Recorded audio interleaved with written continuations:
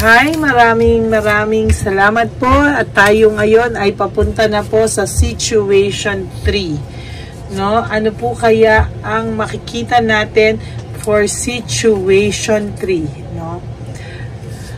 Ay, sige. Kanina po sa situation 1 ay mas mahal ka niya ngayon kung kailan ikaw ay nawala na sa buhay niya. For situation 2, mahal ka pa niya pero nasa komplikadong relationship pa siya. So, ano po ang makikita kaya natin for situation 3, no? This is the last situation for today. Ayan. So, tingnan na po natin ano at nasa ano yung cards na yon. Ito po, ito po. There you go. So, itabi muna po natin itong 5 cards at ayusin po natin ito.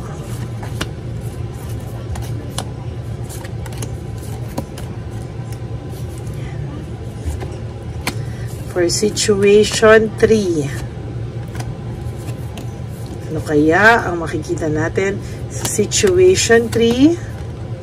So far, saan po kayo nakaka-resonate? 1, 2, 3. Panoorin nyo po ang tatlo.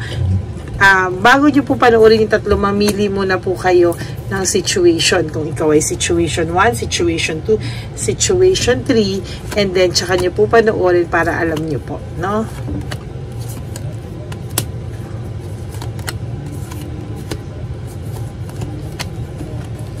Okay, for situation 3, handa na po ba kayo? Sisimulan ko na pong basahin ang situation 3. Wow, the star, no? Ang star po ay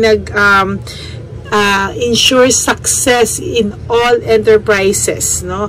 Parang ito po ay for those of you na gustong mag-business or gusto pong mag-move on, ano, ito po ay para makalimutan nyo ang person nyo, no? Ito po ay magandang indication na magsasucceed po kayo, no? Oh, ayan, kakasabi ko lang po, no, na may victory and success kayo sa all na sa lahat ng papasukin nyo po sa buhay. So, ayan, no, biglang victory and success, no? Victory and success. Tapos the tower, ito naman po ay nako, no, pagkamatay po ng hindi po siya, ha? Ito po ay pagkapatay ng puso niya, no? Sa totoo lang po, pagkapatay ng pride niya, ng ego niya, pwede po kasing mahal ka niya, pero nananahimik pa din siya because of pride and ego, no? Hindi niya po mapatay-patay. That's my word, no? Hindi niya po, yun ang ibig ko sabihin na mahal ka pa po niya, pero nananahimik pa din siya kasi hindi niya pa mapatay-patay yung ego and pride niya. Oh my God. Gigil ako sa situation 3, ha? Yan. Sana may tinta pa po ito.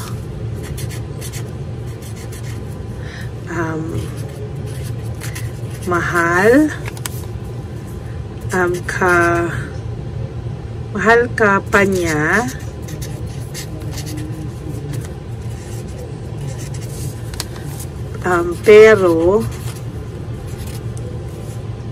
pero nanahimik, wala ng tinta talaga to, paubos na, nananahimik pa din siya.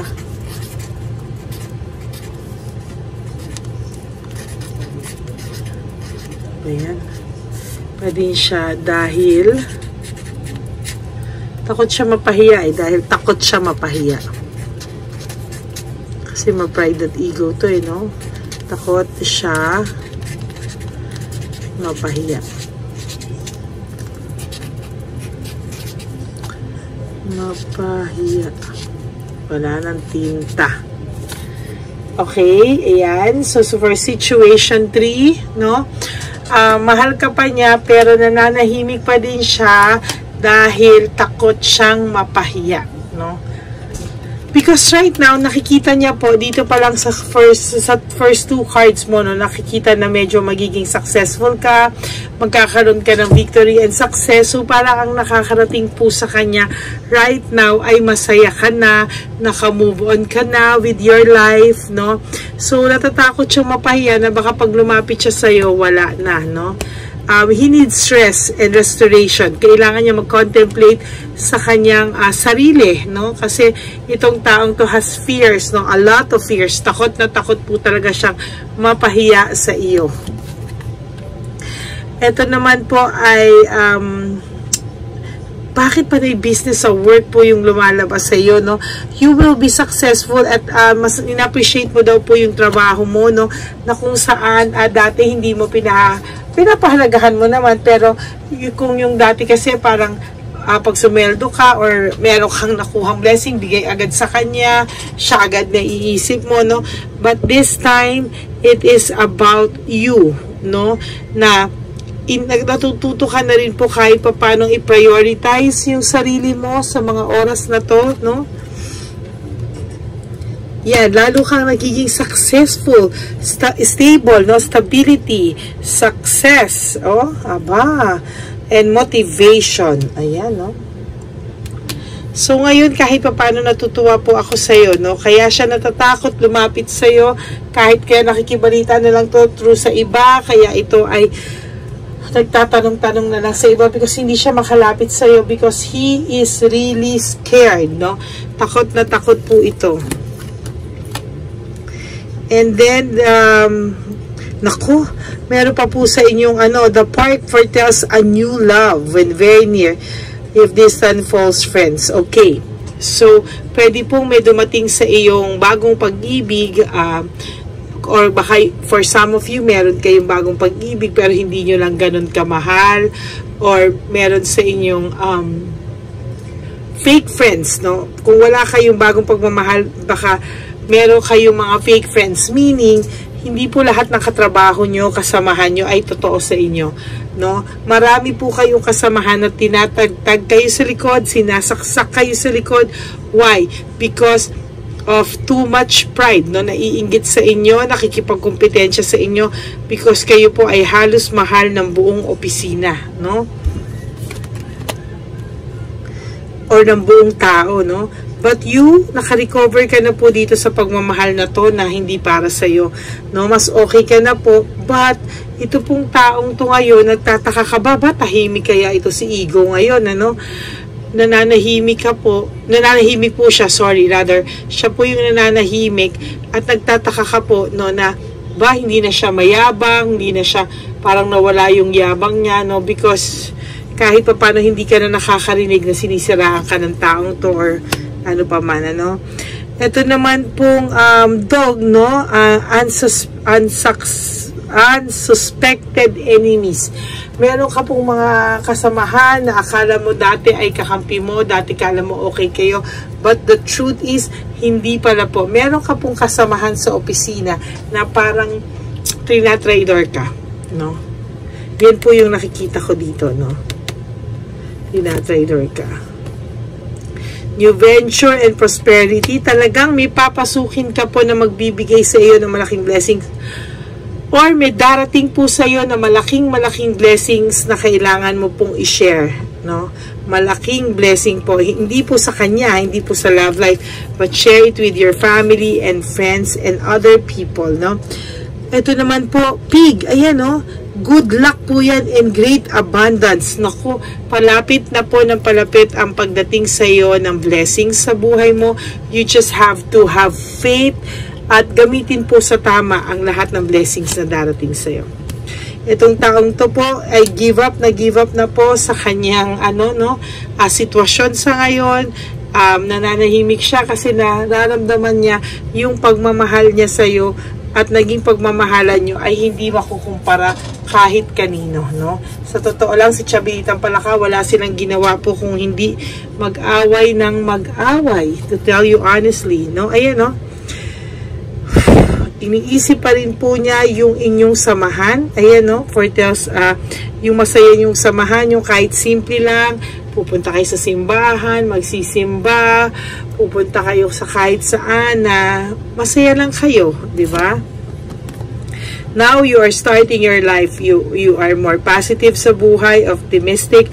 Meron ka ng fresh start, fun, and fulfillment, no? Dati po kasi, ito ay isa sa mga saya mo, nagbibigay sa inyo ng saya. But now you can be happy, no, sa ibang bagay. Na dati po, hindi mo naman po, hindi ka po masaya basta-basta, hindi ka napapasaya basta-basta. But now, I can assure you that nagiging masaya ka na rin po sa buhay, no? Meron ka pong inaantay na dokumento, no, na for the next couple of weeks, no, unexpected good fortune. Meron po darating sa yung good fortune, good news, or may darating po sa yung balita, no, na para sa iyo. Difficulties, no, there's doubts sa sarili niya, natatakot siya na paday siya takot, no, na kakayanin pa ba niya ang buhay without you? Kakayanin pa ba niya lahat, no? Kasi sa ngayon po, sa totoo lang po, no, gustong-gusto po ng taong ito, no, na makausap ka. Pero maybe you block this person, at tama naman po, no, hanapin ka niya, huwag mo kausapin muna, hayaan mo po siyang maghirap at ma-realize niya yung worth mo, ano ba talaga ang worth at value mo sa buhay niya.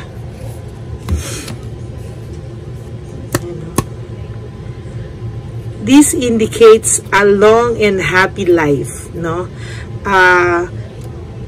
Masaya, ang makulay daw po ang buhay mo, may lungkot, pero meron din naman pong saya. Kailangan mo lang daw pong hanapin yung saya sa buhay mo, no? Nagkaroon ka man po ng problema, ng home conflict, lack of support, for some of you, ang dami po talaga na hindi kayo sinuportahan, niloko kayo, ginawa nyo lahat, kayo nagsuporta, kayo ang lahat ng gumawa ng paraan para sa kanya, sa problema niya, lahat binigay mo financially, physically, mentally, emotionally, wala ka na pong tinira sa sarili mo, no? But at the end of the day, no, at the end of the day, niloko ka pa rin po or sinaktan ka pa rin po, no? Ayan, no?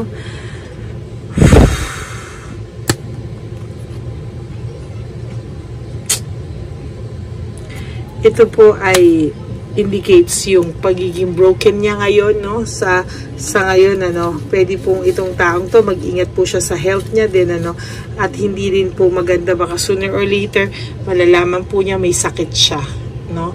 Sana po, no, sa ngayon, ingatan niya yung sarili niya kasi baka dumating ang panahon, sa lahat ng pinagagawa niya, hindi niya namamalaya na may sakit na po siya.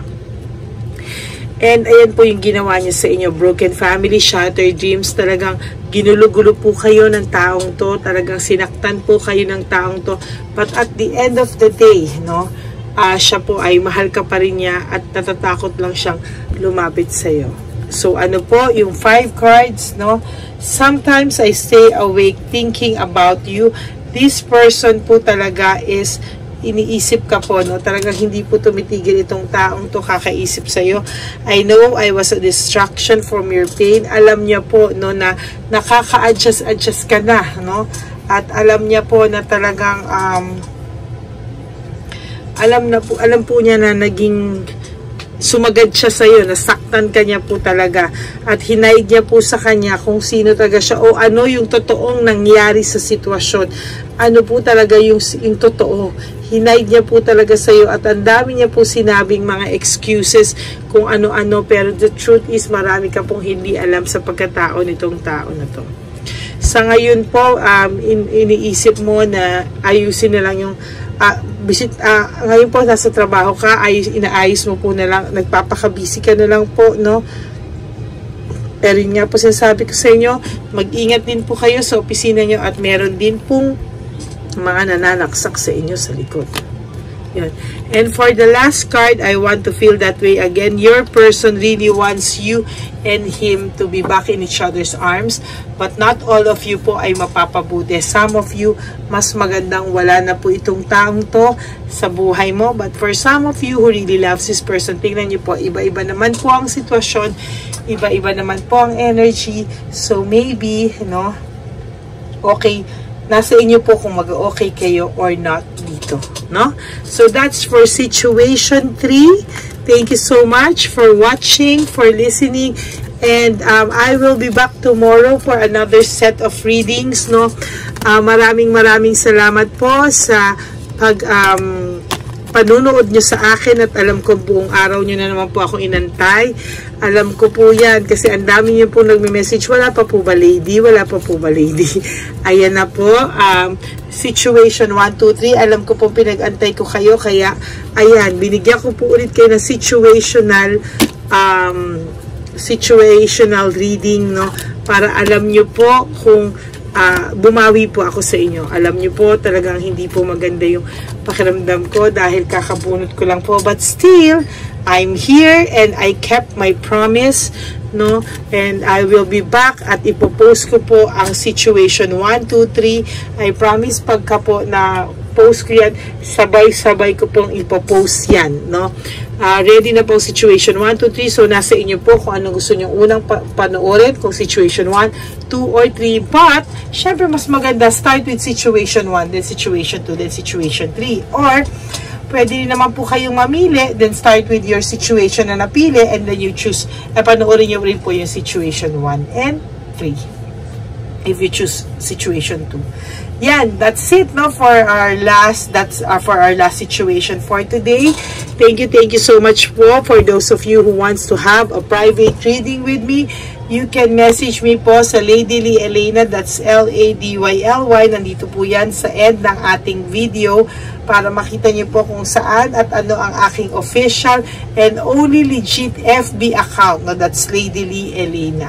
Okay? At please po, no skipping of ads, no, and please like and subscribe. And for those of you na hindi nyo pa po nahihit yung bell, no, please pakihit nyo po para updated po kayo sa mga nilalabas nating bagong situational videos. Okay? So maraming pong salamat sa inyo, and I will be back on tomorrow. Tomorrow lang po. Babalik po ako bukas para bigyan kayo ulit ng cards na free reading. For now, I will just take a rest and papahinga lang muna po ako, at bukas I promise to give you set of situational po. Kung kakayanin ko po, why not? Diba po? Why not? Kung kaya ko po. Yun lang po, no? For those of you, for my Lady Elena friends, family, and subscribers, I love you from the bottom of my heart. Thank you po for all the support.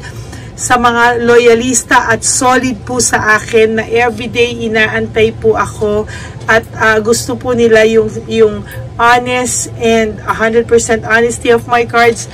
Thank you so much po from the bottom of my heart. Alam ko po, napakadami namin tarot card readers, wala po akong binibenta or kahit na ano, but still you are willing to be with me, to ako po yung pinipili nyo panoorin sa araw-araw, isa sa mga pinapanood nyo sa araw-araw. So maraming salamat po, at I will continue to give you, even though sometimes hindi po ako feel well, no, but I promise to still give you a free reading po, no, na deserve nyo po. So maraming salamat po, and I will be back again tomorrow, no. Thank you. I love you all from the bottom of my heart. I'm always praying for all of you, and also please pray for my health also, para po matagal pa tayo magsama-sama. At marami pa po akong matulungang tulad nyo. Marami po salamat.